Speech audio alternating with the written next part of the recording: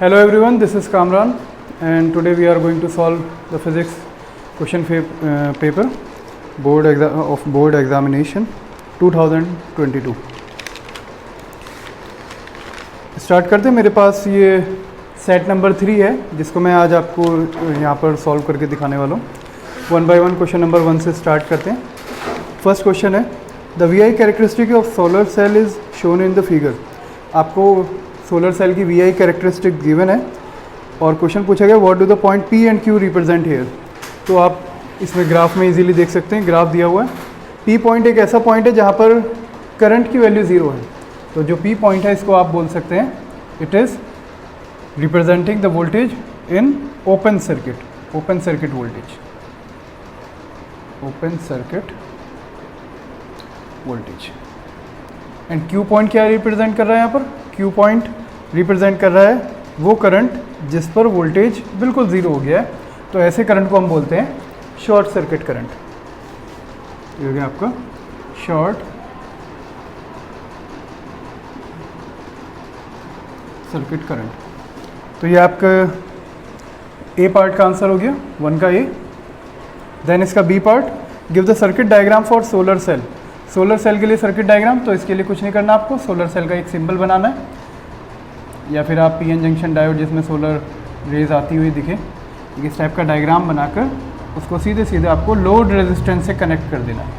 और करना चाहें तो आप साथ में एक की भी लगा सकते हैं इसके अंदर। ये आपका RL है और ये आपका सोलर सेल। तो इस तरीके से बच्चों ये फर्स्ट क्वेश्चन का आंसर हुआ। Now comes to question number 2। In question number 2 they are asking for the formation of depletion region in PN junction diode। तो PN जंक्शन डायोड की अगर बात करें, आप लोगों ने देखा होगा, यहाँ बना देता हूँ मैं।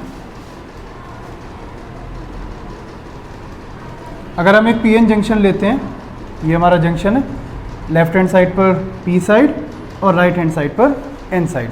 अब ये जो जंक्शन वाला रीजन है इसके आसपास आप जानते हैं P साइड में हमारे पास जो मेजॉरिटी चार्ज कैरियर्स होते हैं वो होते हैं होल्स। तो हमारे पास P साइड में होल्स होंगे बहुत सारे। एंड N साइड में हमारे पास जो मेजॉरिटी होती है वो इलेक्ट्रॉन्स की होती है, तो N साइड में इलेक्ट्रॉन्स होंगे। बट क्योंकि ये डिप्लीशन या जंक्शन के पास आ रहे हैं बिल्कुल, तो जंक्शन के पास आने की वजह से इलेक्ट्रॉन एंड होल्स दोनों अपोजिट नेचर के, इसलिए दोनों क्या करेंगे, डिफ्यूज़न। यहाँ पर डिफ्यूज़न होगा, इलेक्ट्रॉन एंड होल कॉम्बिनेशन, और कंबाइन होने के बाद ये न्यूट्रलाइज कर देंगे एक दूसरे को। और इस तरीके से ये जो बीच वाला रीजन है, जंक्शन वाला रीजन, इस रीजन में ना तो होल्स मेजॉरिटी चार्ज कैरियर्स होंगे ना ही इलेक्ट्रॉन्स मेजॉरिटी चार्ज कैरियर्स होंगे। ऐसे रीजन को हम बोलते हैं डिप्लीशन रीजन। तो आप यहाँ पर ये डिप्लीशन रीजन बनाकर दिखा सकते हैं और इसकी फॉर्मेशन को एक्सप्लेन कर सकते हैं that near the junction holes from the P side combined with the electrons on the N side and thus forming a depletion region. Okay, तो ये आपका, अगर आप आंसर इस तरीके से लिख कर आएँ तो आपके 2 नंबर इसमें सेकंड पार्ट में भी पक्के हो गए। Now comes to question number 3। Define the term impact parameter. What do we mean by impact parameter? ये आपका न्यूक्लियाई वाले चैप्टर से क्वेश्चन है। देखिए, इम्पैक्ट पैरामीटर जो होता है वो जब हम alpha scattering experiment, Geiger and Marsden experiment पढ़ते हैं तो उसके अंदर अल्फा पार्टिकल एक एटम के, या ये कह लीजिए गोल्ड फॉइल के थ्रू पास किया गया, तो जिसमें मान लीजिए ये आपका न्यूक्लियस है, ठीक, और ये आपका अल्फा पार्टिकल है। तो अल्फा पार्टिकल जो आ रहा है इसको आप वेलोसिटी से रिप्रेजेंट कर सकते हैं, ये वेलोसिटी वेक्टर है। जब ये न्यूक्लियस के पास से गुजरेगा तो डिफ्लेक्ट हो जाएगा। न्यूक्लियस एंड ये जो वेलोसिटी है इसके बीच में अगर आप परपेंडिकुलर डिस्टेंस निकाल लेते हैं तो ये जो परपेंडिकुलर डिस्टेंस होता है इसी को हम बोलते हैं इम्पैक्ट पैरामीटर, ठीक। तो इम्पैक्ट पैरामीटर को आप डिफाइन कर सकते हैं, it is the perpendicular distance between nucleus and velocity vector. Okay, now distance of closest approach, इसका क्या मतलब है? मान लीजिए आपका जो अल्फा पार्टिकल है वो just in line with nucleus collide करने के लिए आ रहा है, बट क्योंकि न्यूक्लियस और अल्फा पार्टिकल दोनों सेम नेचर के हैं, तो सेम नेचर के होने की वजह से वो एक दूसरे को रिपेल करेंगे और रिपेल होने की वजह से ये रिटार्ड होना स्टार्ट हो जाएगा अल्फा पार्टिकल। रिटार्डेशन होते होते होते होते फाइनली एक पॉइंट ऐसा आएगा जो न्यूक्लियस के बहुत ज़्यादा करीब होगा, जहाँ पर जाकर इसकी वेलोसिटी बिल्कुल ज़ीरो हो जाएगी। और in other words we can say that कि इसकी kinetic energy completely potential energy में कन्वर्ट हो जाएगी और इसकी काइनेटिक एनर्जी हो जाएगी ज़ीरो इस पॉइंट पर जो न्यूक्लियस के बेहद नज़दीक है। इसी को हम बोलते हैं पॉइंट को डिस्टेंस ऑफ क्लोजेस्ट अप्रोच। ठीक, तो ये दोनों टर्म आपको यहाँ पर डिफाइन करने। नाउ इन सेकेंड पार्ट, ये था आपका क्वेश्चन नंबर 3 का ए पार्ट, ए में भी first. Now second, what will be the value of impact parameter for scattering angle. आपको दिया हुआ है आई थीटा इक्वल टू 0 डिग्री, यहाँ पर आपको इम्पैक्ट पैरामीटर निकालना है, एंड आई थीटा 180 डिग्री। तो इसके लिए आप याद रखें, जब इम्पैक्ट पैरामीटर हम 0 डिग्री डिफ्लेक्शन के लिए निकालते हैं तो वो आता है not defined, and for 180 degree it is 0। ठीक, अगर आप ये लिख कर आए तो आपका आंसर सही है। इसमें चॉइस गिवन है क्वेश्चन नंबर 3 में, बी पार्ट गिवन है जो कि चॉइस में है, या तो आप ए पार्ट कीजिए या फिर बी, कोई भी एक पार्ट आप सॉल्व कर सकते हैं। इन पार्ट बी आपका फोटो इलेक्ट्रिक इफेक्ट से है। एक फोटो इलेक्ट्रिक एमिशन का एग्जांपल दिया हुआ है जिसमें हमारे पास 2 रेडियंट फ्रिक्वेंसी है, न्यू1 एंड न्यू2, और दोनों के रेस्पेक्टिव काइनेटिक एनर्जीज गिवन है। जैसे मान लीजिए आपके पास दो अलग अलग रेडिएशन, एक न्यू1 फ्रिक्वेंसी और एक न्यू2। जब आपने न्यू1 फ्रिक्वेंसी डाली तो काइनेटिक एनर्जी आ रही है k, एंड जब न्यू2 डाली है तो काइनेटिक एनर्जी आ रही है 2k। ठीक, इसमें आप आइंस्टीन की फ़ोटो इलेक्ट्रिक इक्वेशन यूज़ कर सकते हैं। आइंस्टीन की फ़ोटो इलेक्ट्रिक इक्वेशन में हमने पढ़ा है कि जो काइनेटिक एनर्जी होती है वो इक्वल होती है, यहाँ पर ही लिख देता हूँ, k equal to h mu minus nu naught, जहाँ पर न्यू नॉट क्या है, थ्रेशोल्ड फ्रिक्वेंसी, और ये इंसिडेंट फोटोन की फ्रिक्वेंसी। ठीक, तो इस क्वेश्चन के हिसाब से अगर फ्रिक्वेंसी को मैं न्यू1 रख देता हूँ तो हमारी जो काइनेटिक एनर्जी है वो h न्यू1 माइनस न्यू नॉट के बराबर हो जाएगी। But in second case it is given to be 2k, तो सेकंड इक्वेशन में, सेकंड पार्ट में अगर आप दोबारा आइंस्टीन की फोटो इलेक्ट्रिक इक्वेशन लगाते हैं तो ये हो जाएगा आपका 2k equals to h, but this time frequency is न्यू2 माइनस न्यू नॉट। ठीक, इसके बाद आप इन दोनों इक्वेशंस को या तो डिवाइड कर दीजिए या फिर एलिमिनेशन मेथड से एलिमिनेट कर दीजिए। जब आप डिवाइड करेंगे equation first divided by second, तो आपको लेफ्ट हैंड साइड पर k अपॉन 2k मिलेगा, एंड राइट हैंड साइड पर h न्यू1 minus nu naught divided by h न्यू2 माइनस न्यू नॉट। ठीक, h से h कट जाएगा, k से k डिवाइड हो जाएगा, एंड देन क्रॉस मल्टीप्लाई करेंगे। आफ्टर क्रॉस मल्टीप्लिकेशन ये बन जाएगा न्यू2 minus nu naught equal to 2 times न्यू1 माइनस न्यू नॉट। ठीक, 2 से इसको मल्टीप्लाई करा दीजिए तो 2 न्यू1 माइनस 2 न्यू नॉट, ये बन गया। ठीक, इसके बाद फर्दर रीअरेंजमेंट कीजिए क्योंकि हमें थ्रेशोल्ड फ्रिक्वेंसी निकालनी है, तो threshold frequency minus nu not, 2 new not इधर ले आते हैं, तो 2 new not minus nu not हो जाएगा न्यू नॉट, एंड ये न्यू2 उधर जाएगा तो हो जाएगा 2 न्यू1 माइनस न्यू2। ये है हमारा एक्सप्रेशन फॉर थ्रेशोल्ड फ्रिक्वेंसी जो हमें इस क्वेश्चन में कैलकुलेट करना था। आई होप आप सब लोग इसको ऐसे ही कर आए होंगे। नाउ यहाँ से अब सेक्शन ए हमारा कंप्लीट हो चुका है, सेक्शन बी के स्टार्ट करते हैं। ठीक है, सेक्शन बी में सबसे पहले क्वेश्चन नंबर 4 में आपके 2 पार्ट्स हैं और ये आपका 3 मार्क्स का है। फर्स्ट पार्ट में you have to depict the variation of potential energy of a pair of nucleons with separation between them. तो एनसीईआरटी में इसका बहुत सिंपल सा एक ग्राफ गिवन है, वही ग्राफ आपको यहाँ पर ड्रॉ करके दिखाना है। इसके अंदर पोटेंशियल एनर्जी का वेरिएशन है विद डिस्टेंस। ठीक, ये जो जहाँ पर ये नेगेटिव होता है मैक्सिमम, तो ये तो लगभग 0.8 फर्मी के बराबर होता है, 0.8 फेम्टोमीटर। तो यहाँ पर इससे थोड़ा सा आगे 1 मार्क कर लेते हैं, ये 1 हो गया, एंड ये 2 एंड ये 3 एंड सो ऑन, ऐसे चलेगा। ये आपका हो गया potential energy versus distance between 2 nucleons. ये ग्राफ बनाना था आपको ए पार्ट में। नाउ ये क्वेश्चन नंबर 4 का ए पार्ट है। Now question number 4 part B. In part B it is given that in the fission of iron Fe 26 Fe56 26 Fe56 we get 2 equal fragments of 13 aluminum 28 तो 2 बार लिख देते हैं इसी को, 13Al28। ठीक है, आपको ये बताना है कि ये एनर्जेटिकली पॉसिबल है या नहीं है। ठीक, इसमें ये आपका रिएक्टेंट है, ये प्रोडक्ट है। ठीक, क्यू वैल्यू के बेसिस पर क्यू वैल्यू आपको कैलकुलेट करनी है and then you have to tell that this reaction is possible और नॉट। ठीक, तो चलिए बात करते हैं क्यू वैल्यू पर। क्यू वैल्यू इक्वल होता है डेल्टा एम सी स्क्वायर, जो एनर्जी रिलीज होती है किसी न्यूक्लियर रिएक्शन में, और यहाँ पर ये जो आपका डेल्टा एम है ये कहलाता है मास डिफेक्ट। मास डिफेक्ट निकालने के लिए हमें mass of product, mass of reactant minus mass of product करना है। अगर मास डिफेक्ट आपका, या फिर ये कह लीजिए क्यू वैल्यू पॉजिटिव आती है तो ये रिएक्शन पॉसिबल है, और अगर नेगेटिव आती है तो इसका मतलब ये रिएक्शन पॉसिबल नहीं हो पाएगी। चलिए कैलकुलेट करके देखते हैं।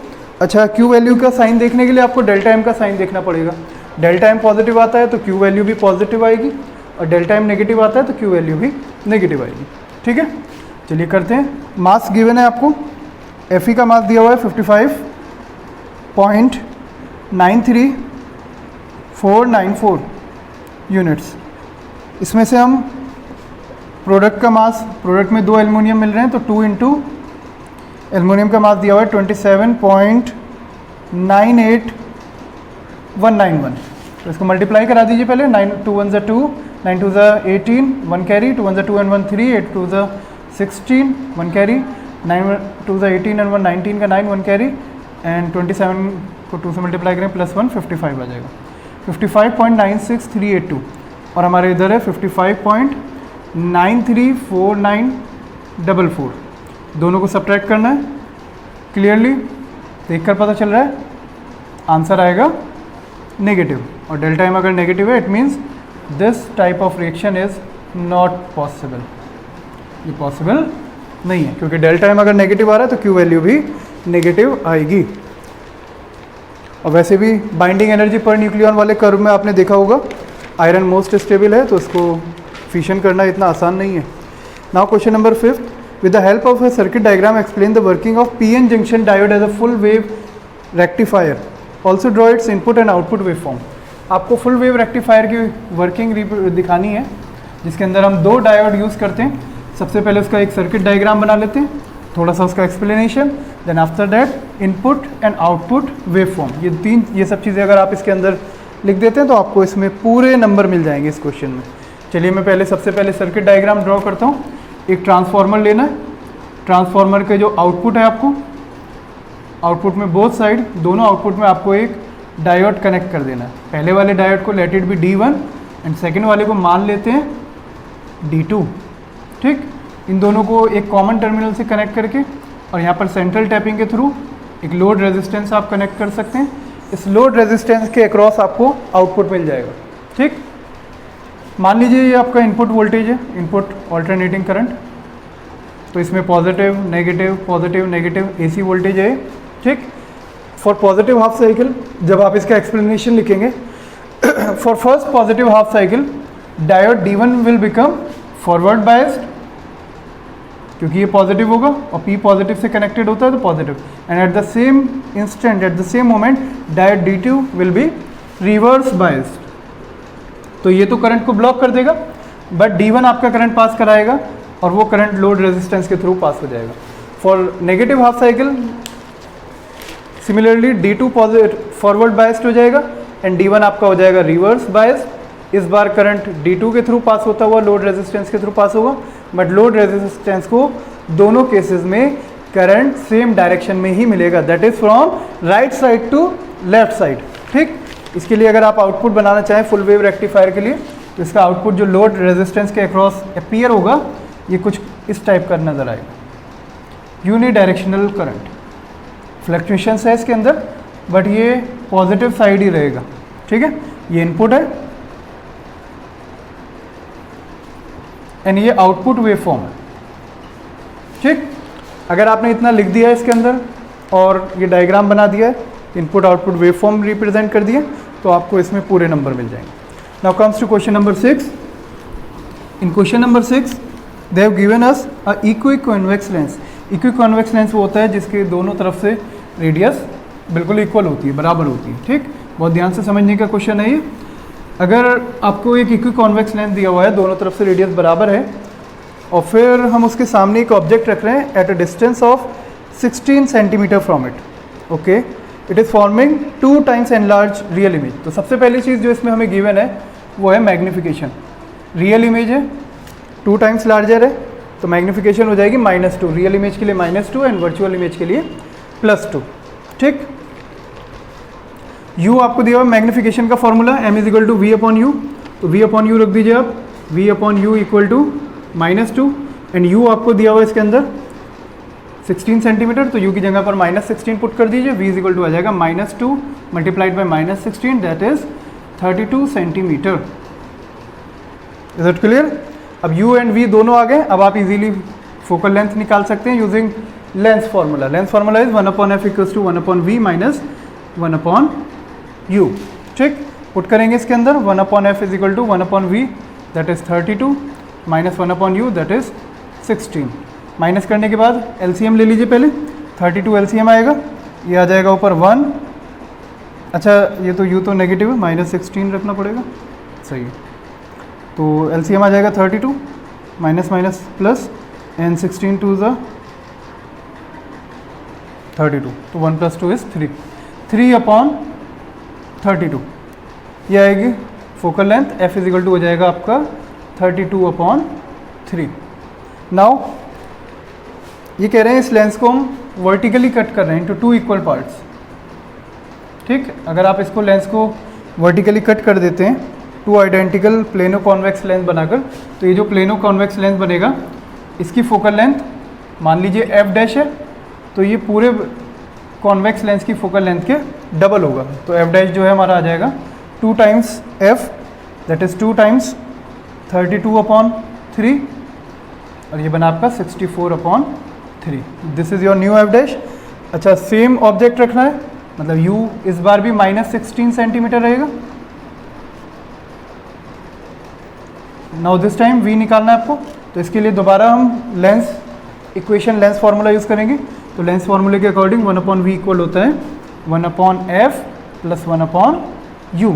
तो 1/f इज़ 1/64/3, तो वो उसे ऊपर ले जाते हैं, हो गया 3/64 प्लस 1/u दैट इज़ 1/-16। इसको सॉल्व कर लेंगे। सॉल्व करने के बाद हमें मिल जाएगा ये एलसीएम आएगा 64 एंड 16 का 64 और 64 से ये जाएगा 1 टाइम तो 3 एंड -4 ये आ जाएगा -1/64। ओके, ये 1/v की वैल्यू है। इसका मतलब आपका v जो आ रहा है वो आ रहा है -64 सेंटीमीटर, ठीक।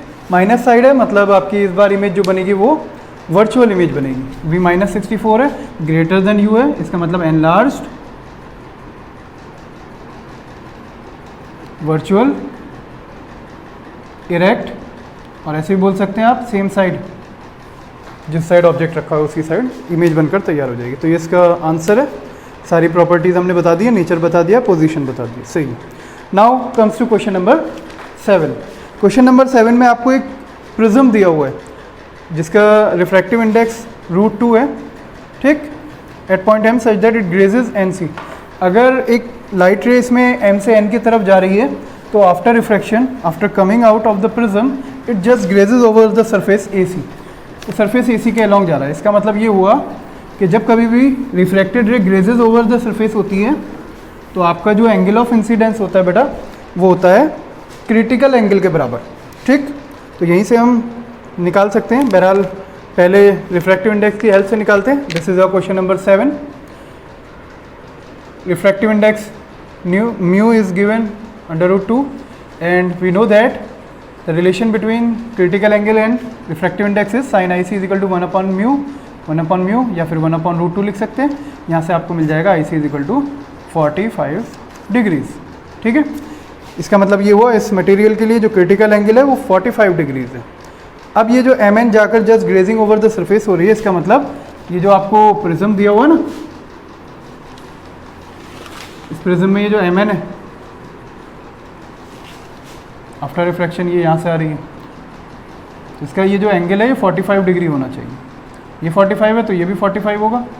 ये आपको दिया हुआ है 60 डिग्री, ये आप निकाल लेंगे, कितना होगा ये 60 + 45 इज़ 105, तो ये बचेगा आपका 75। अगेन यहाँ पर आप एक नॉर्मल और बना लीजिए। अगर एक एंगल आपका 75 है तो बचा हुआ एंगल आपका हो जाएगा 90 में से 75 माइनस करेंगे 15 डिग्री। ये आपसे पूछा है इसमें। एक पहला आंसर जो क्रिटिकल एंगल है वो हमारा आ गया 45 degree and the angle of refraction at face A B वो आ गया हमारा 15 डिग्री। दोनों आंसर आ गए। ये question number 7 complete. Now question number 8, थोड़ा उधर कर लो उसको, चेयर के ऊपर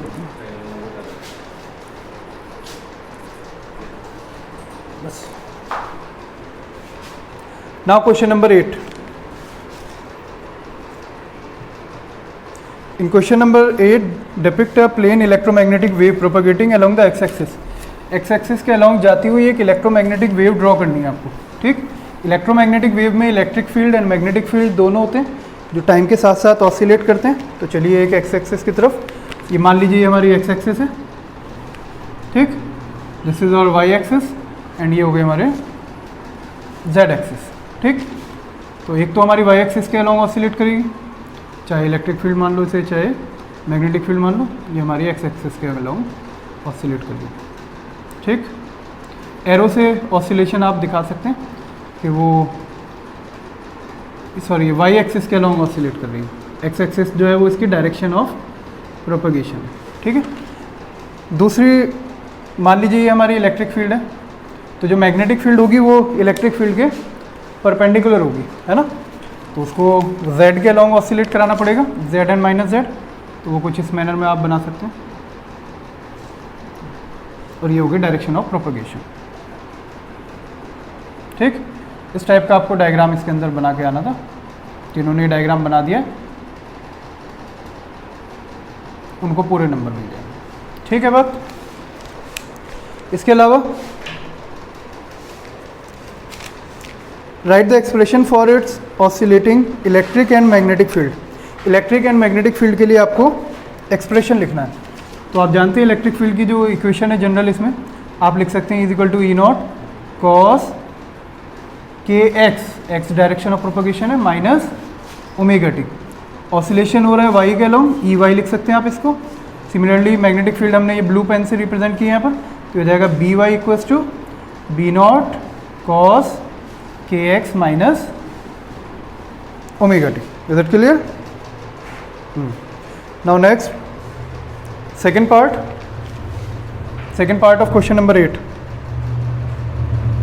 Write 3 characteristics of electromagnetic waves. Electromagnetic waves की बहुत सारी कैरेक्टरिस्टिक्स हैं, आप कोई सी भी 3 कैरेक्टरिस्टिक्स इसमें बता सकते हैं। जैसे एक कैरेक्टरिस्टिक हो जाएगी कि electromagnetic wave doesn't need any material medium to propagate, इसको कोई मटेरियल मीडियम की रिक्वायरमेंट नहीं होती। दूसरी प्रॉपर्टी आप ये बता सकते हैं कि इसके अंदर इलेक्ट्रिक एंड मैग्नेटिक फील्ड दोनों ऑसिलेट करती हैं विद टाइम और दोनों एक दूसरे के परपेंडिकुलर होती हैं and also to the direction of propagation. इसके अलावा आप ये बता सकते हैं कि इलेक्ट्रोमैग्नेटिक वेव्स अपने साथ साथ एनर्जी कैरी करती है, मोमेंटम कैरी करती हैं, ठीक। और ये 3 प्रॉपर्टीज़ हो गई। ऐसी ऐसी आप कई प्रॉपर्टीज़ इलेक्ट्रोमैग्नेटिक वेव्स के बारे में बता सकते हैं, ठीक है। नाउ पार्ट बी, ये और मतलब चॉइस में दिया हुआ है आपको। तो name the electromagnetic wave which are produced by the following. तो इसका पार्ट बी कर लेते हैं। Radioactive decays of nucleus. Radioactive decay में जो हमें वेव मिलती है वो है आपकी गामा रेज, और इसको हम यूज़ करते हैं to kill cancer cells. Cancer cell को किल करने के लिए या सर्जरी में यूज़ होता है। Now second part, welding arcs. Welding arcs में जो वेव प्रोड्यूस होती है वो होती है ultraviolet, and ultraviolet waves are use in water purifiers, और लेसिक आई सर्जरी भी आप इसमें लिख सकते हैं, water purifiers. Third is hot bodies. Hot bodies emits infrared waves. जिसने ये चैप्टर पढ़ा था उसने ज़रूर एक एक यूज़ इनका याद किया होगा। इंफ्रारेड वेव्स हॉट बॉडीज से निकलती हैं और इनको हम रिमोट कंट्रोल होता है उसके अंदर यूज़ करते हैं, ठीक है। और भी इसके यूजेस हैं। हमारे एटमॉस्फेयर को जो वार्म रखता है वो भी इंफ्रारेड वेव्स ही उसको वार्म रखती है। तो एक एक यूज़ इसका अगर आपने लिख दिया है तो इसमें आपको मिल जाएंगे पूरे 3 नंबर। ठीक, now comes to question number 9। बस 4 क्वेश्चन और बचे हैं, जल्दी जल्दी इनको और डिस्कस कर लेते हैं।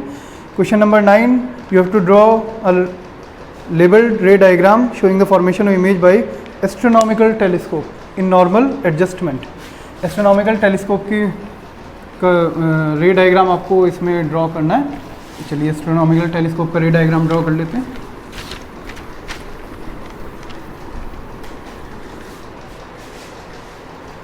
एस्ट्रोनॉमिकल टेलीस्कोप 2 लेंस होते हैं इसमें, एक ऑब्जेक्टिव, दूसरा आईपीस। ऑब्जेक्टिव आईपीस से बड़ा होगा। ठीक है, ये कुछ रेज हैं हमारी जो इंफिनिटी से आ रही हैं।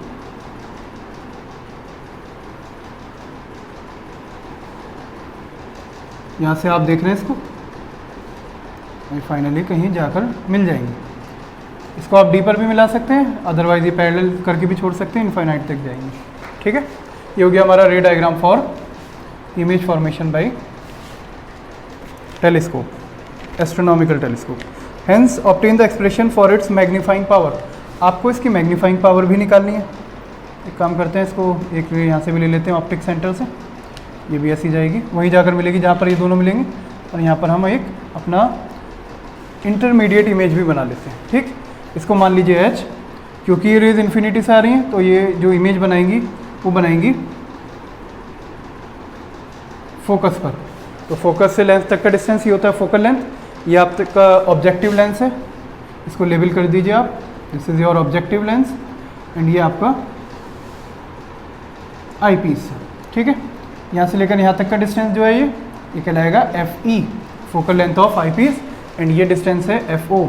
जो टोटल लेंथ होती है इसके अंदर वो होती है FO प्लस FE के बराबर।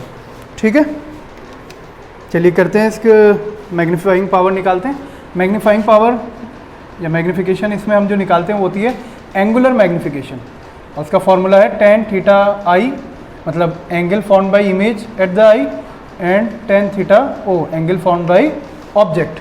तो जो ऑब्जेक्ट इमेज बना रहा है, एंगल बना रहा है, वो ये वाला एंगल है हमारा। ठीक है, थीटा ओ, यहाँ भी मार्क कर सकते हैं इसको, ये है थीटा ओ। और जो आई पर इमेज एंगल बना रही है वो आपका ये है थीटा आई। ठीक, तो tan थीटा आई निकालते हैं पहले।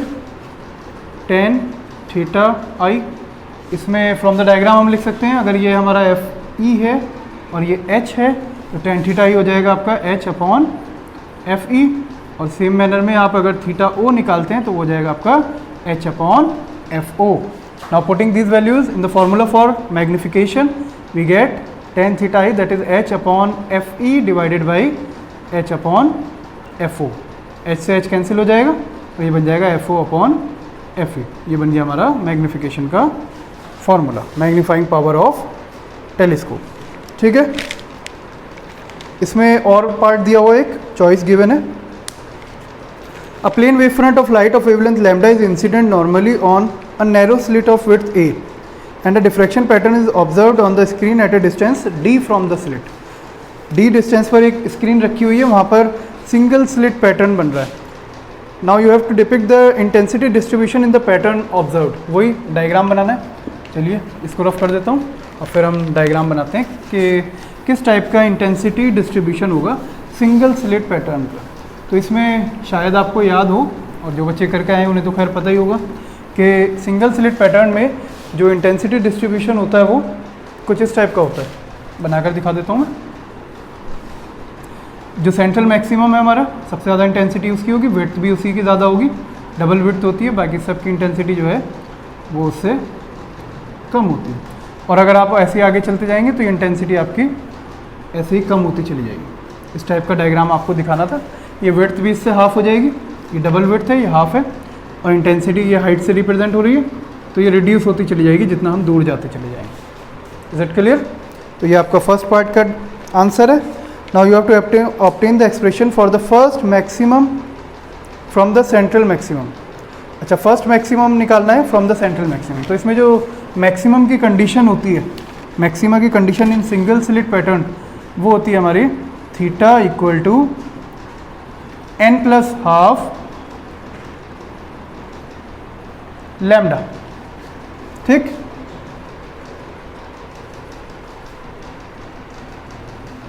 n plus half lambda upon D, ठीक, ठीक है। n plus half lambda upon D, D यहाँ पर डी तो नहीं इसमें दिया हुआ है, स्लिट विथ ए, तो ए रखेंगे, है ना, ठीक। अब फर्स्ट निकालनी तो वो तो तब बनेगी जब n को आप 0 रख देंगे इसके अंदर, तो आप n यहाँ पर 0 रख दीजिए, तो 0 रखेंगे तो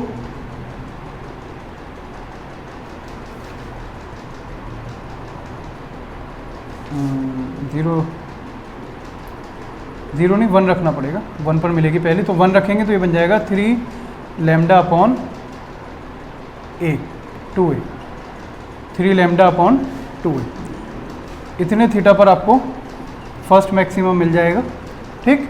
और अगर आपको डिस्टेंस निकालना है तो y इजिकल टू होता है थीटा इंटू डी, तो इसको कैपिटल डी से मल्टीप्लाई करा दीजिए, वो हो जाएगा 3 lambda upon 2a into D, 3 lambda D upon 2a, ठीक है। ये फर्स्ट मैक्सिमम की condition. Now question number 10, find the ratio of de Broglie wavelength associated with an alpha particle and a proton if both have the same speeds. इसमें 3 part आपको दिए हुए हैं question number 10 में, 1 बाय 1 तीनों part solve करते हैं। इसके लिए आपको de Broglie hypothesis, de Broglie formula आपको पता होना चाहिए। तो डी ब्रॉगली फार्मूले के अकॉर्डिंग जो वेवलेंथ होती है वो इन्वर्सली प्रोपोर्शनल होती है to the momentum, lambda is equal to H upon P. H upon P को आप एच अपॉन एम वी लिख सकते हैं, और इसके अलावा आप जानते हैं मोमेंटम और काइनेटिक एनर्जी में रिलेशन, तो इसको लिख सकते हैं अंडर रूट 2m k, ठीक है। और इसके अलावा जो काइनेटिक एनर्जी होती है, अगर आपने एक्सेलरेट किया है विथ सम पोटेंशियल v, तो ये हो जाएगा h upon under root 2m Q V वो एनर्जी है जो ये गेन करेगा, ठीक है ना। Now first part, A part में they are saying that they have same speed, तो स्पीड के हिसाब से ये वाला फार्मूला लगाते हैं, ठीक है। तो दोनों के एक काम करते हैं, ऊपर रखना है alpha particle, lambda of alpha particle divided by lambda of proton, तो हो जाएगा h अपॉन एम वी। तो मास हम जानते हैं, मास जो होता है प्रोटॉन का मास होता है 1 यूनिट, और अल्फा पार्टिकल का जो मास होता है वो होता है 4 यूनिट, ठीक है।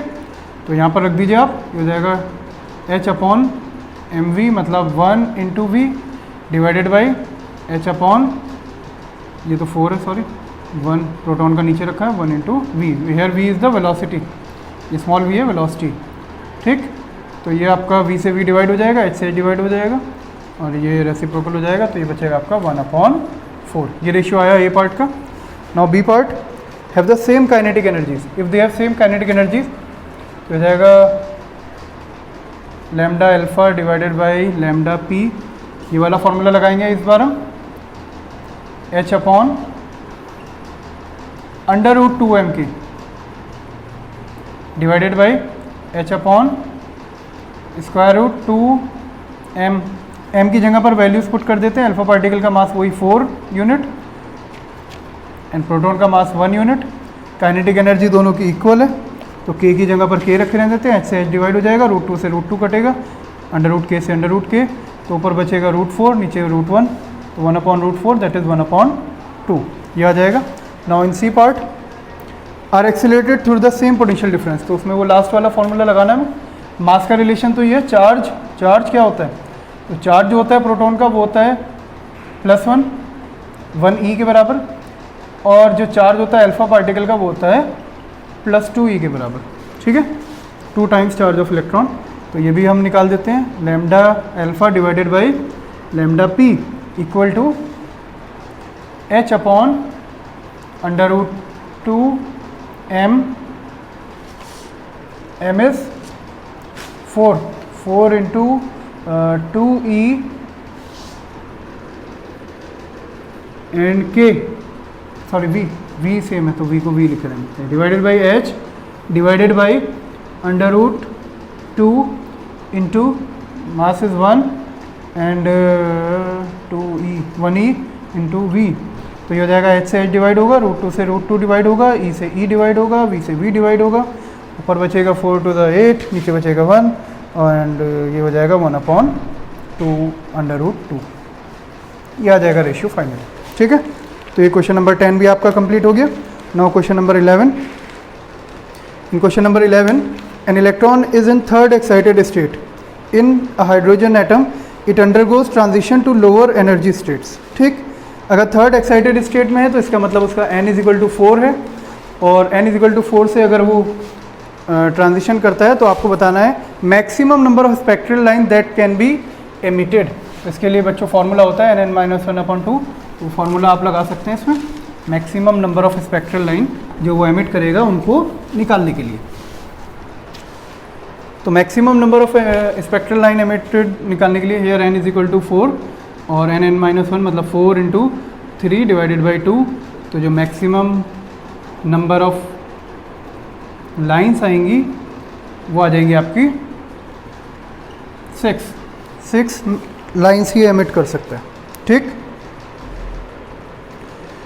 Calculate the maximum wavelength of the spectral lines emitted. Maximum wavelength आपको निकालनी है, तो इसके लिए हमारे पास फार्मूला होता है Rydberg formula, 1/λ = r1/n1² - n2, but n2 is 4, तो n² - 1/4²।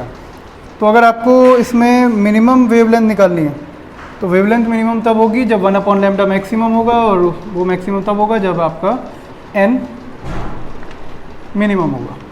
ठीक है, मिनिमम ये मैक्सिमम, तो ये भी मैक्सिमम और ये मैक्सिमम। ठीक है, n की वैल्यू 1 पुट कर देंगे, तो ये n = 1 1/λ ये हो जाएगा r1 - 1/16, और इसको सॉल्व करेंगे तो ये बन जाएगा आपका r × 15/16। ये 1/λ है, लैम्डा हो जाएगा आपका 16/15r। r की वैल्यू पुट करने के बाद यहाँ से लैम्डा मिल जाएगा। ठीक है, ये क्वेश्चन नंबर 11 आपका यहाँ पर कंप्लीट हो गया। नाउ लास्ट क्वेश्चन बचा है क्वेश्चन नंबर 12, इसको और देख लेते हैं। ये आपका क्वेश्चन नंबर 11 था। ठीक है, सॉल्व हो गया। लास्ट क्वेश्चन बचा है क्वेश्चन नंबर 12, इसको और देख लेते हैं बच्चों। The British physicist Thomas young explained the interference of light using the principle of superposition of waves. He observed the interference pattern on the screen in his experiment setup known now as Young double slit experiment. The two slits S1 and S2 were illuminated by light from a slit. एक कहानी दी हुई है पूरी। चलिए इसके option पढ़ना start करते हैं, क्वेश्चन करना स्टार्ट करते हैं। In A part, if the screen is moved closer to the plane of the slits S1 and S2, then the fringe width के बारे में बताना है, और आपसे ये कहा जा रहा है कि अगर आप स्क्रीन जो है वो पास लेकर जा रहे हैं, ठीक है, plane of the slit S1 and S2, अगर आप स्क्रीन को पास लेकर जा रहे हैं, स्क्रीन और स्लिट्स के बीच का जो डिस्टेंस है उसको हम कैपिटल D से डिनोट करते हैं। इसका मतलब पास ले जाने का मतलब है you are reducing capital D। Capital D को हम कम कर रहे हैं ना, और कैपिटल D कम करेंगे तो इसका इफेक्ट फ्रिंज विड्थ पर क्या पड़ेगा, तो बीटा इज इक्वल टू होता है लैम्डा D अपॉन D। तो अगर आप D रिड्यूस करेंगे तो फ्रिंज विड्थ भी रिड्यूस हो जाएगी। ठीक है, will decrease but the intensity of the bright fringe decrease, intensity decrease हो जाएगी डिस्टेंस कम होने की वजह से। तो कुल मिलाकर इसका जो ऑप्शन है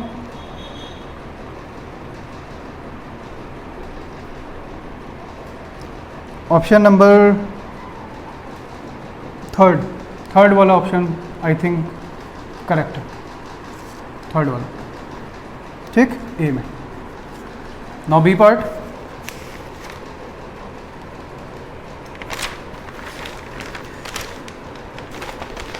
what happens to the pattern on the screen when two slits S1 and S2 are replaced by two independent but identical sources। अगर आप इनको स्लिट्स को हटाकर दो एक जैसे बल्ब, दो एक जैसी सोर्सेज अगर वहाँ पर लगा देते हैं, तो ये बात आप याद रखिए, दो बल्ब, दो अलग अलग बल्ब, चाहे कितने भी एक ही कंपनी के हों, एक ही वोल्टेज के हों, बट वो कभी भी कोहेरेंट सोर्सेज की तरह एक्ट नहीं कर सकते। तो ये इनकोहेरेंट सोर्सेज रहेंगी, और इनकोहेरेंट सोर्सेज के एडिशन से आपको वेव पैटर्न, वो इंटेंसिटी डिस्ट्रीब्यूशन जो है वो नहीं मिला करता, आपको पैटर्न नहीं मिलेगा। ठीक है, तो इसका आंसर होगा no pattern will be observed on the screen. According to me fourth is correct. ठीक, now C part, Two sources of the light are said to be coherent when both emit light waves of same amplitude, same wavelength and constant phase difference. Part B इसमें ठीक है, जिसमें same wavelength and constant phase difference, constant phase difference होना ज़रूरी है दो sources के coherent होने के लिए। तो सेकंड पार्ट इसमें ठीक है। Now part number D, question इसका जो डी वाला हिस्सा है उसमें the fringe width in the Young double slit experiment is beta. Fringe width given है आपको। If the whole setup is immersed in a liquid of refractive index mu then the new fringe width will be. तो अगर आप याद रखिए fringe pattern को किसी दूसरे रिफ्रैक्टिव इंडेक्स में डिप कर देते हैं, इमर्स कर देते हैं, तो जो नई वेवलेंथ निकल कर आएगी लैम्डा डैश वो होगी आपकी ओल्ड वाली wavelength divided by the refractive index. और इसको अगर आप यहाँ पर रिप्लेस करते हैं बीटा वाले फॉर्मूले में तो जो न्यू फ्रिंज विड्थ आएगी वो आपकी बीटा डैश इक्वल आ जाएगी lambda upon mu D by D, या फिर आप ऐसे भी लिख सकते हैं बीटा अपॉन म्यू। तो इसका आंसर आपका थर्ड वाला सही है, थर्ड ऑप्शन इज करेक्ट।